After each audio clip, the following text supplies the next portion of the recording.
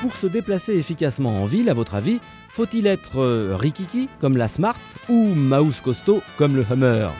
Un seul moyen de répondre à cette question saugrenue, confronter en plein Paris ces deux drôles d'oiseaux.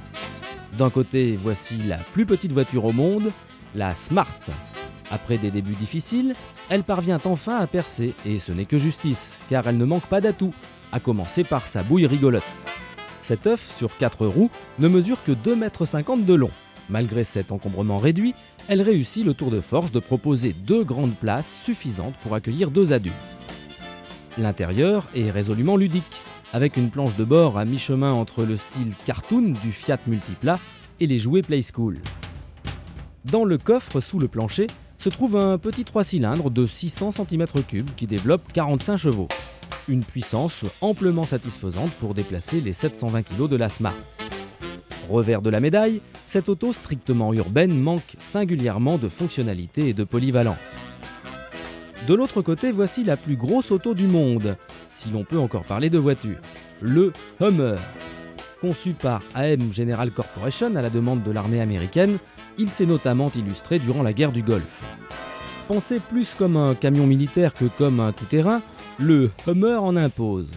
Ses dimensions records donnent le vertige. Imaginez, ce mammouth mesure 4,68 m de long, 1,95 m de haut et 2,20 m de large. Sa garde au sol impressionne, plus de 40 cm. Oui, le Hummer est une bête de franchissement. Autre curiosité, il est doté d'un compresseur qui permet de regonfler chaque pneumatique depuis l'habitacle. Un équipement utile uniquement dans le sable.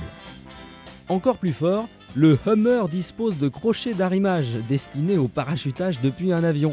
Seuls les militaires ou peut-être James Bond apprécieront. En contrepartie, ce mastodonte hérite d'un habitacle étriqué où l'ergonomie a été totalement négligée. Pour preuve, ce tunnel de transmission.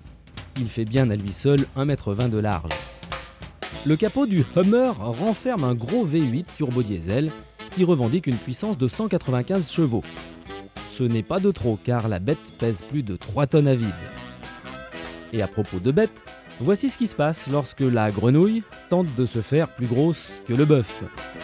L'empattement du Hummer est largement supérieur à la longueur de la Smart. C'est spectaculaire, voilà qui promet un duel extrême dans la jungle urbaine. Le Hummer est si large qu'il vaut mieux avoir un compas dans l'œil à chaque instant. Heureusement, sa taille impose le respect. Les autres automobilistes n'hésitent pas à le laisser passer, tiens. À bord de la Smart, on se sent nettement plus vulnérable, mais son encombrement de puces lui permet de se faufiler avec aisance dans le trafic. En fait, le Hummer ne peut s'imposer dans nos villes que sur les grands axes, tant son gabarit se montre inadapté. Il suffit de se garer, enfin d'essayer, pour s'en rendre compte. La Smart, au contraire, s'autorise toutes les fantaisies. Vive et malicieuse, elle excelle dans les rues. Dépenser 890 000 francs pour acquérir ce monstre d'acier relève de la folie douce. Pour une fois, le pot de yaourt l'emporte sur le pot de fer.